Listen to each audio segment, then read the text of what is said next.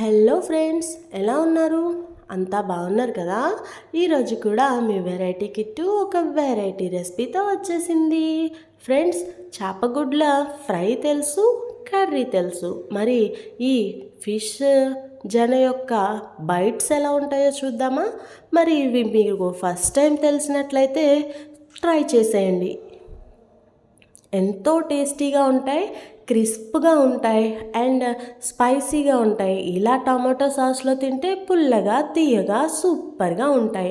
స్నాక్స్గా కానీ లేకపోతే ఏదైనా మంచింగ్కి కానీ అదిరిపోతుంది. మరి పూర్తి వీడియో చూసారంటే మంచి రెసిపీ మీ సొంతం. సో ముందుగా ఇలా చిన్న చేప గుడ్లకి ఇలా చిన్నగా వస్తాయండి. పెద్ద చేపలు అయితే పెద్దగా జన వస్తుంది, అది అంతగా సరిపోదు. సో ఇలా తీసుకుంటే బాగుంటుంది. దానిలో ఒక 2 చెంచాల కార్న్ పౌడర్, అలాగే ఒక చెంచా గరం మసాలా, సాల్ట్, మిరియాల పొడి వేసి బాగా కలిపేయండి. అయితే గుడ్లు బయటకు వచ్చేయకుండా పైన మెల్లగా కలుపుకోవాలి. కొంచెం పసుపు వేసుకున్నట్లయితే మంచి కలర్ వస్తుంది. సో ఇలా కలిపేసి ఒక్క పావు గంట పాటు అలా వదిలేసేయండి. చిన్న నిమ్మ చెక్క ఉంటే వేసారంటే ఇంకొంచెం టేస్టీగా ఉంటుంది. సో వేసి బాగా కలిపి ఒక పావు గంట పాటు పక్కన పెట్టిన తర్వాత ఈ బ్రెడ్ క్రామ్స్ తెలుసు కదండి. బ్రెడ్ ఏమీ లేదండి, బ్రెడ్ని మనం మిక్సీలో వేసేసి ఇలా పొడి చేసేసుకోవడమే. అయితే ఒక్కొక్కటిగా తీసుకొని ఆ బ్రెడ్ క్రామ్స్లో ముంచుకొని చక్కగా ఫ్రై చేసుకోవాలి, అంతే. సో అన్నీ ఒకసారి చేసామంటే బ్రెడ్లో నానిపోయి అంతలా రాదు.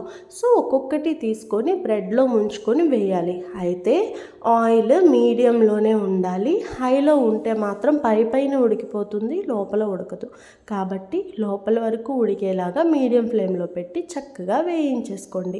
ఇలా గోల్డెన్ బ్రౌన్ కలర్ వచ్చిన తర్వాత తీసేస్తే సరిపోతుంది. చూసారా చక్కగా లోపల ఎలా వచ్చాయో?